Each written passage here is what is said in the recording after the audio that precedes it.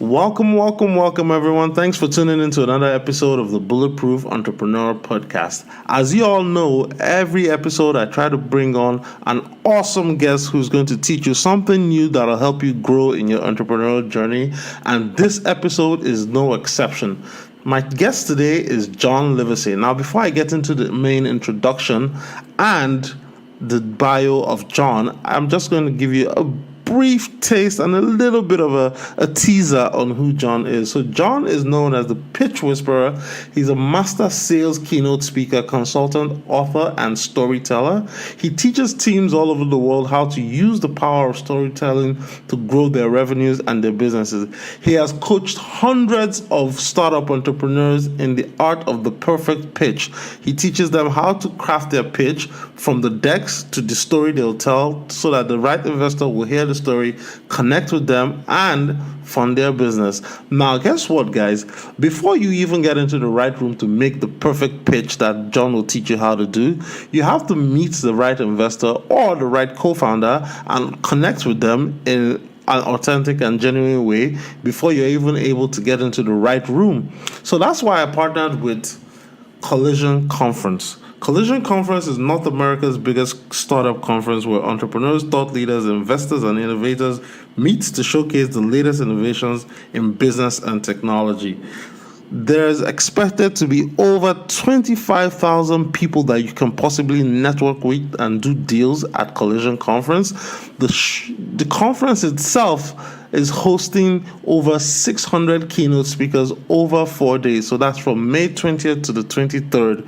And it's going to be almost like a 24-hour conference because you will have a morning conference as well as the night summit. So it's a program that you do not want to miss. And I know tickets are still available, but a lot of the early bird tickets that had discounts in one shape or the other have already completely sold out. And of course, a lot of the hotels that are close to the inner center in Toronto have completely sold out. So, but there's still time for you to snag some tickets, although you're not going to get a very good deal. But I would advise you that if you're still interested in getting your startup funded, this is the right place you want to be because the right people that you will get to make your pitch are going to be here. I've seen over 100 VCs that are scheduled to attend to speak at the conference, and I'm sure a lot more are going to also be there trying to meet and network with the right entrepreneurs so that they can, hear some good pitches that they can take back to their board and possibly invite you to speak. So if you're in the startup world, if you're in the business world, and you're still thinking or you're still on the fence about coming to Collision, I encourage you not to miss this one. This is one that you will regret if you do miss it. And you can still come. The conference starts on May 20th to the 23rd in Toronto, Canada. And go to www.collisionconf.com and secure your tickets, and I'll see you there. All right, and now into the podcast. Hey everyone, welcome to another exciting episode of the Bulletproof Entrepreneur Podcast. My guest today is John Livesay. John, aka the Pitch Whisperer, is a sales keynote speaker, consultant, author, and master storyteller. He's known as being the transformational catalyst who helps sales teams around the world become revenue rockstars. His TEDx talk, Be the Lifeguard of Your Own Life, has been viewed over 1 million times on YouTube. He is also the co-founder and CMO of QuantmRE, a blockchain real estate company. His new book, Better Selling Through Storytelling, was released a few months ago on Amazon and is now a bestseller. John is the host of a successful podcast called The Successful Pitch Podcast, which is heard in over 60 countries. He's been featured in numerous articles around the world in publications like Forbes, Inc. and Entrepreneur, and he's also appeared on TV shows as an expert on the topic of how to ask for what you want and get a yes. I'm pleased to have John on the show today to tell us a little bit about himself, his business, his life experiences, and of course, how to be a better salesperson through the art of storytelling. John, welcome to the show. Thanks, Chi. Thanks for that nice introduction, too. Awesome, John. So I alluded a little bit about your background as an awesome sales trainer and a master keynote speaker. But before you became who you are today, John, I know that you have an origin story. You came from somewhere. So just give us a little bit of flavor and a little bit of background about what it took to get you from your starting point to where you are today. Sure. Well, I went to college at the University of Illinois in Champaign-Urbana and majored in advertising. And that was really my first passion point of looking at a story of a brand, or I ended up working for an agency creating commercials from movies, and taking a 2-hour movie and cutting it down to a 30-second commercial. You have to get the essence of a story. So advertising has always been for me a great combination of entertainment and business. And of course, that's what I do now as a keynote speaker. And then I got involved in Silicon Valley and was selling multi-million-dollar mainframe computers and learned all about technology, and then pivoted and went to work for, as I mentioned, an agency creating commercials for movies. And then I started my career in print advertising. For a long time, I was at Condé Nast, which publishes GQ and Vanity Fair and W and Vogue and several other titles. And I loved it because every month was a different magazine issue and a different vision of what the editors were talking about, whether it was art or fashion or photography. And so I would go call on advertisers like Lexus and Guess Jeans to convince them to run their ads with me versus other publications. So it was definitely a sales job. You had quotas, and you had to come up with creative added value marketing ideas to supplement the ad, to bring it to life so that they could measure the success of that. And then, as you mentioned, around 2008, I was laid off when the economy went bad, as were all the other salespeople in the outside offices outside of New York. And I decided to not panic and stay calm during that process. And I said to my publisher, well, everyone has to be out of the office in 24 hours, but don't you want a report saying where the ad should be running and what page and what issues? And she goes, well, that'd be great, but everyone else is so angry, they're just storming out. And I said, I'm not going to do that. So I left the report, and, little did I know that decision would impact me positively 2 years later. But, I know that feeling of walking out the door and being a little sad and a little scared and not knowing what was coming up. And a friend of mine said, it's a lot like the silent movie stars. And some of those made it to talkies and some didn't. And you're going to have to decide if you're going to make it from print to digital and make that transition or not. So that mindset really helped me, and hopefully that'll inspire other people to embrace disruption. And so I learned how to sell digital ads for the Daily Beast, which is a website. And then 2 years later, Condé Nast called and asked me to come back to my old job selling both print and digital. And I said, if I'm coming back, I'm not coming back with any fear, because I'd always had a fear of not making my numbers or the magazine going out of business. So that's what allowed me to come up with this big idea to do a joint celebration with Guess Jeans and W with our anniversary. And I ended up winning Salesperson of the Year, not just for the magazine, but for the whole company. And I thought, I'm the same person, whether I'm being laid off or winning this award. So that's what inspired me to go out and help as many people as possible get off this self-esteem roller coaster of only feeling good about themselves if their numbers are up, and bad about themselves if their numbers are down or something bad is happening. Well, great story. Well, now, John, let's zero in on one thing. I know in 2008, a lot of people lost their jobs. The financial situation was a complete mess. Financial industry was just completely underwater. And, you must have felt a lot of fear and lack of self-confidence and low self-esteem at that point. So how in your own words, you said, you conquered the 3 phases of fear. So first of all, tell me some of those deep emotions that you felt during those trying periods. And then what were those 3 phases of fear, and how did you conquer each one? Sure. Well, as I was closing the door and leaving my office when I got laid off, I remembered that I might have lost my job, but I haven't lost my identity. And so often we get those two confused or connected. Like, I'm still me, I can still figure something else out, and I can still learn new skills. So that helped me a lot.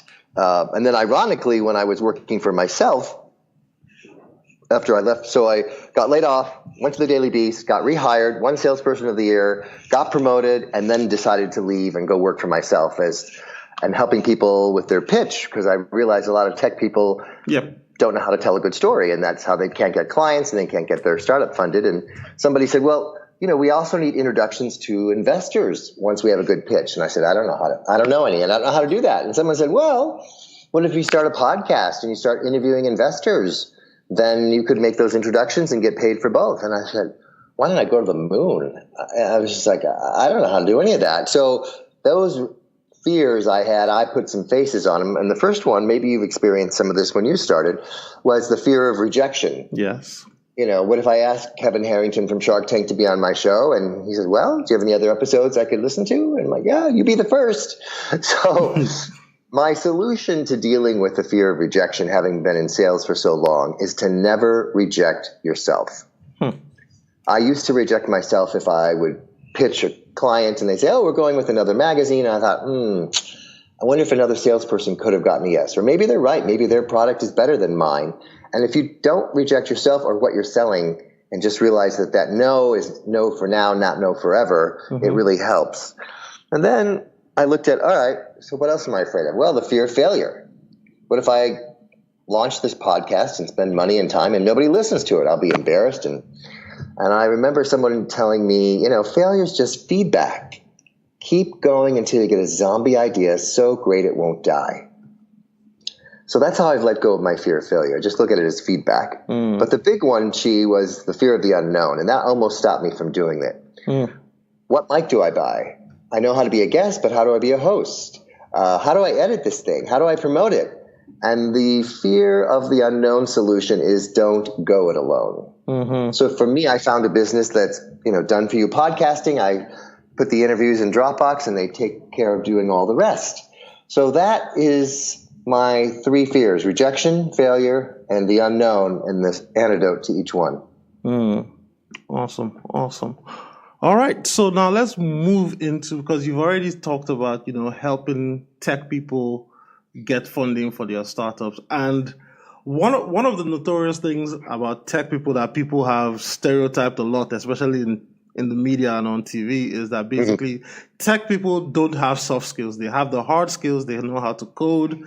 They can get in the technicalities of stuff, but they just don't have that, you know, emotional connection one-on-one with different people. Now, how are you able to overcome some of these biases, whether true or not, in some of these technical guys? Because yes, they're brilliant guys, but at the same time, you know, they've not would I say fully developed this particular skill set in their lives. They specialize in one area and they're extremely good at that. And now you're saying, hey, you know what? You need to add this new skill set and you need to start thinking of things like, you know, how to structure your story, how to be empathetic to the person you're talking to, and how to understand who are the different types of people you'll be speaking to, and how to present your message in a way that will address the needs of each particular person. Well, I love what you said about the soft skills.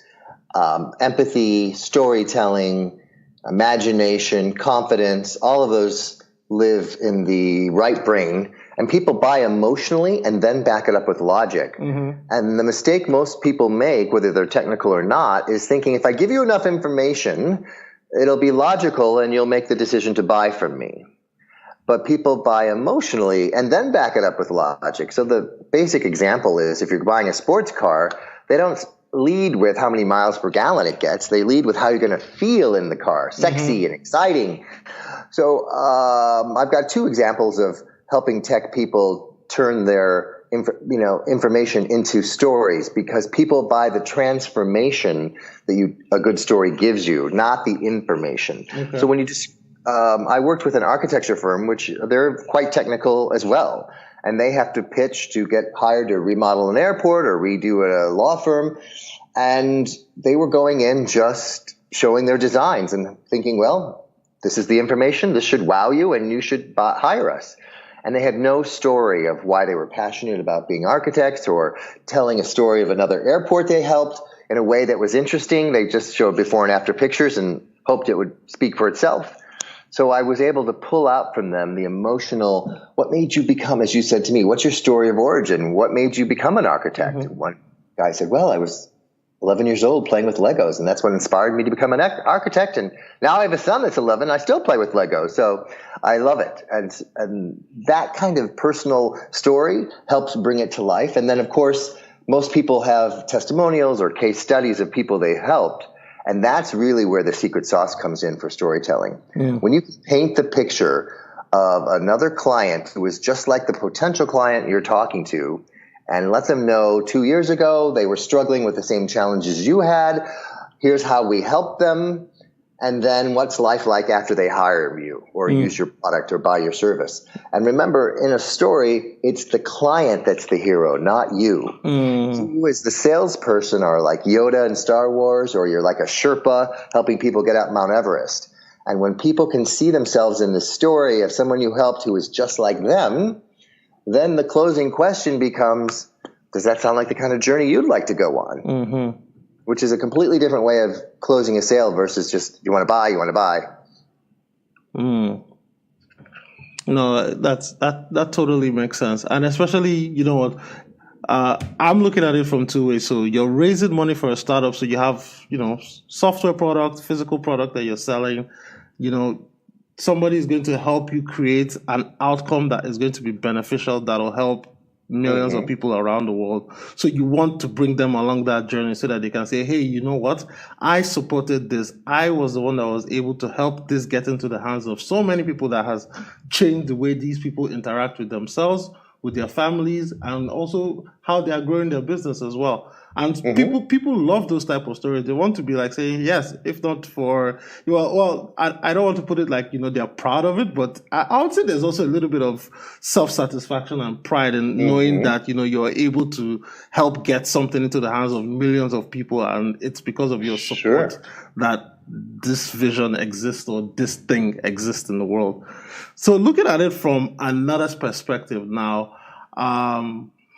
in the book, you mentioned something called talking triggers, and I hooked on that because it was very important to, you know, getting the sale done. And a lot of people listening are saying, okay, maybe they've been classically trained in sales, but you know what, this storytelling thing is so new that, you know what, we need like a hook, you know, something that you can use like a stick if you're in the Amazon jungle, so to speak, to kind of help you fight. So could you elaborate a little bit more on that talking trigger, and then how a pitcher, so to speak, I don't want to say salesperson now, a storyteller can use that tool to start driving the conversation towards where they needed to go? Well, I was fortunate enough to interview Daniel Lemon, who's the co-author of the book Talk Triggers. And in it, they talk about the importance of word of mouth and having stories that trigger people to want to talk about your brand, because nobody ever says, oh, I had a perfectly average lunch, let me tell you about it. So you have to have some unexpected thing. And they gave several great examples, such as a hamburger place that would hand out a deck of cards. You would pick a card from the deck, and that would be the card that would identify your order, and they would know to look for that card and bring it to your table. But if you pick the Joker, you got a free lunch. And people would go crazy if they got the Joker, even though the lunch was, you know, $5-10. They would post it on social media, and it became people just going there to hope they might get the Joker. Another example was going to a water slide park, and they gave free sunscreen and free Pepsi to people. And people went nuts, and that, you know, that's how they competed against bigger parks. So coming up with something that makes you memorable, and that you can create what I call brand ambassadors who want to share their great experiences on social media because it was an unexpected treat, is a great way of generating a talk trigger.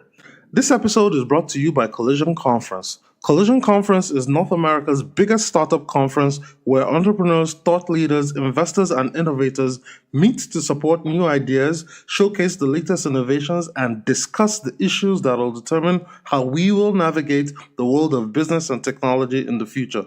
The conference starts May 20th to the 23rd in Toronto, Canada, and you can secure your tickets by going to www.collisionconf.com. That's www.collisionconf.com. See you there. Now let's move forward a little bit from there. And two things usually happen when you go into a pitching situation or a presentation situation is either you've been introduced to the person and it's a warm lead, so you know there's some sort of prior relationship there that connects the two of you, or it's completely cold and you don't know the person, you don't know their personality types, you don't know whatever. So in your book, you mentioned, there were 5 crucial rungs that a person would need to climb in order to at least have a higher likelihood of success in a pitching situation. And those were the 5 I's, so to speak. So could you please break that down in as simple terms as possible so that someone listening to this will say, hey, you know what? I actually can use that today and say, let me see results by Monday morning. Yes. Well, the latter that you refer to is going from invisible to irresistible. And much like dating, you don't jump from one to the other without going through some steps. So the first invisible, a lot of people haven't heard of you or your company. And so you have to make considerations on your messaging and how you're approaching people, maybe try to get a warm introduction. And then the next rung up is insignificant. And this is, I know what you do, but I'm not interested. I don't need life insurance. If you're selling life insurance, that's not interesting to me or even significant. And then maybe you get to interesting. Maybe you say something to somebody that makes them say, oh, that is interesting. Tell me more. They're not ready to buy, but they're at least above the bottom 2 rungs. Mm-hmm. And then you say something and paint a picture. Like, well, what if we did this? And I've literally had clients say to me, oh, I'm intrigued. I definitely want to know more. Send us a proposal. And then finally you get up to the top rung, which is irresistible, where people, just become your big brand ambassadors and big fans. And they don't care if somebody comes to them with a lower price. They're so connected to what you're doing. And you really want to nurture and keep those relationships alive. Okay. So John, we've talked a lot about, getting the person trained up into storytelling.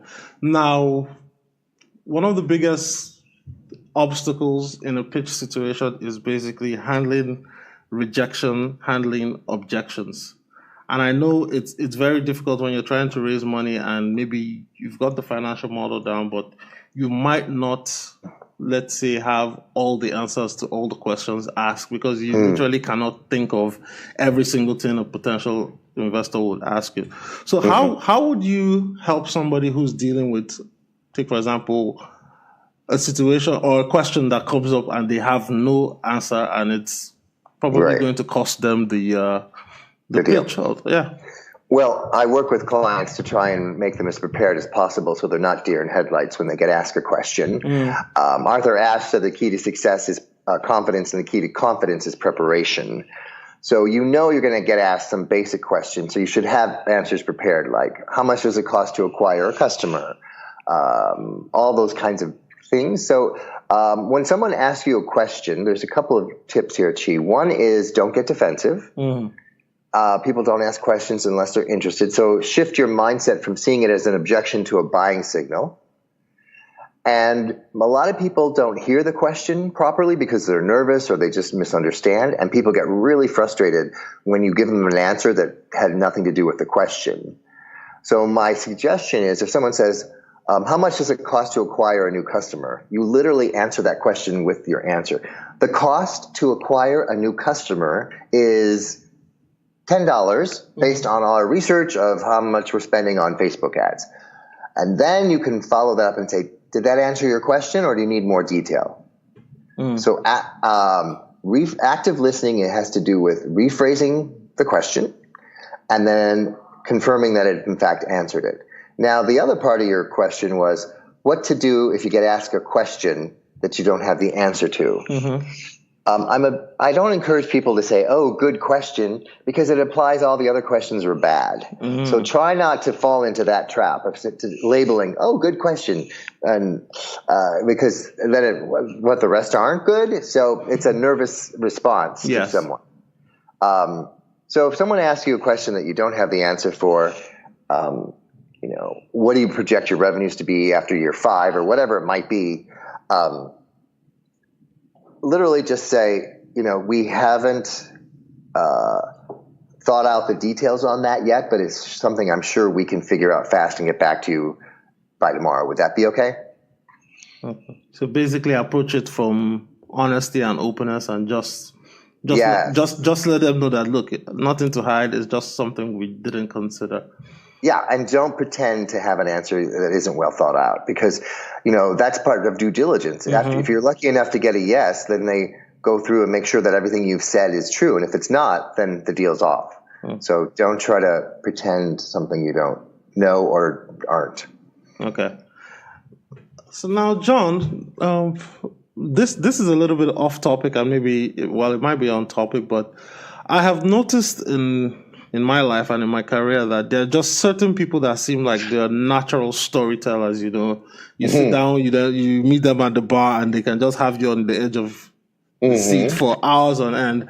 And then a lot of us, yes, we all have conversation with our friends and family, but we are not necessarily as gifted as some people that are seen as naturals. So looking at it from that perspective now, what are some of the other things we can do? I know we've talked a lot about pitching and raising capital and getting sales done, but in terms of just developing this storytelling skill so that it becomes something natural that we're used to, kind of like what you and I are doing on this podcast, how can the average person listening to this show right now, say, become a better storyteller for any purpose, whether it's talking to their girlfriends, talking to their mom, talking to their kids, whatever? Well, I always am amused after I give a keynote talk and someone says, "Oh, you're a natural at that." And it's like, well, is Meryl Streep or Tiger Woods a natural at what they do? Or do they have talent and then do the work required in the practice to keep it up? So I think anyone can learn a skill, and storytelling is a skill. So I think even if you think, "Oh, I'm not good at that, and I'm just not naturally talented," I don't want people to think they can't learn how to tell good stories. So a good story has 4 elements to it. I'm going to give you an example of a story and then break it down so your audience can start using this structure immediately for the next time they tell a story. So one of the things I do with my clients to help them with their confidence is stack their moments of certainty. They write down 3 or 4 times when they knew they nailed something, and they think about that before they go in to pitch to get funded or pitch to get a new client or hired or whatever it is they're doing. One of my clients, Martin, said, "Wow, that was a huge aha for me," because he remembered that he was born in South America, but he grew up in the Netherlands. And when he turned 18, his parents took him back to South America and dropped him off naked in the Amazon jungle to survive for 2 weeks, because in his culture, that's the rite of passage into manhood. I said, "Woo, that gives me goosebumps." I said, "What did you learn in the Amazon jungle?" He goes, "Well, I learned how to focus, pivot, and persevere." I said, "Great. We're going to take those lessons from the Amazon jungle to the concrete jungle of being an entrepreneur." And when he had that pitch practiced and got in front of investors, he got his startup funded because they said, "We're going to put our money on the guy that survived the Amazon jungle. He'll survive anything in the business world." So that's a short little story. It's got all the elements of exposition. You paint the picture, who, what, where, when. Martin's 18 years old. When he was practicing, sometimes he would forget to say it's a rite of passage in his culture to do this. I said, "If you don't say that, it sounds like child abuse." So you need to paint the picture so people know, where they are in the story. Then the problem is clearly he's naked there for 2 weeks. And the solutions are the 3 things, life lessons he learned. And the resolution is the secret sauce to a good story. What's life like afterwards? Well, he got his startup funded because of learning those lessons in the jungle. So that's the structure of starting to. So anytime you're going to tell a story, use those 4 guideposts and make sure you have all 4 of them in your story, and you're going to become a better storyteller right away. Awesome. Now, John, as we start to wind down the show, I have a couple wrapping up questions before I let you go. So one of the first questions is, you're a prominent keynote speaker, given hundreds of keynotes, a TEDx speaker, hired by many clients around the world. You've spoken on a lot of podcasts. Now, I know you get asked a ton of questions, but I guess this is going to be an unusual question in the sense that what's the one question you've always wished people would ask you about, but have never ever asked you about? Oh boy, let me think about that. The one question that I've been asked that no one's ever asked me about, I would say, what does it feel like to stand backstage before you give your TEDx talk? And the answer to that is, I was extremely calm. I was excited, but I felt so prepared, and I had practiced enough and rehearsed enough on the stage and gotten feedback that I knew that was where I was supposed to be. And it had been a long time dream to get the opportunity to do one. And I felt like this is where I'm supposed to be. This is my purpose, to share this story and share this message, and in this case, an idea worth sharing. Okay. And looking back, at the trajectory of life, all the things you've experienced, what's another significant obstacle you faced in your life, and what were the lessons you learned in the midst of that struggle? Well, in addition to the ones we just described about realizing that who you are is bigger than what you do for a living, I would say the other big obstacle is really getting off the self-esteem roller coaster. Because I was on it all the time. And sometimes you can go up and down several times in a day. So looking back, all that undue anxiety and stress about worrying about what if this happens and what if that happens, and none of it happened, is just wasted time and energy. Okay. And my last question for the day before I let you go, John, is, right now, yes, the economy is going well, things are going great, but perhaps we don't know. There might come a time when the economy will also tank again. And, we have a lot of people that are about to graduate next month, and they will start different careers, and some of them will start careers in sales. So, as I would call you a statesman in the sales game. What are some parting words of wisdom, to tell young people that are about to start their career, especially if they're going to start their career in the sales game, that can prepare them for the long haul, whether they come into an economy that is good or bad? These are the key advice that if you stick to this, you'll be all right 5-10 years from now, no matter what happens. First of all, sell something you're passionate about, because you can't fake that. And secondly, learn how to be a storyteller, because whoever tells the best story gets the sale. Good. Now, with that said, John, it's been a pleasure having you on the show. But before I let you go, tell us a little bit more about where people can find you, find the book, and of course, subscribe to listen to your podcast, The Successful Pitch. Well, the book, again, is called Better Selling Through Storytelling. You can find it on Amazon or any of the other places you might like to buy books. It's on Audible. I narrated it. So if you like to listen to books versus reading them, you can do that. And my website is my name, John Livesay, L-I-V as in Victor, E-S-A-Y.com. And my podcast is there. It's also on iTunes. There's all kinds of articles and free content there on my website for people to download a free sneak peek of my book. Watch the TEDx talk, be the lifeguard of your own life. And if you can't remember any of that, and you remember the pitch whisperer, you can Google that and you can find me that way. Right. And I'll be sure to link to all that in the show notes when this episode goes live. So thanks a lot for coming on the show to share your story, John. I truly appreciate you taking the time to do this with us, with me personally, and with the rest of the listeners of the Bulletproof Entrepreneur Show. Thanks, Chi. Have a great show, and thanks for having me on.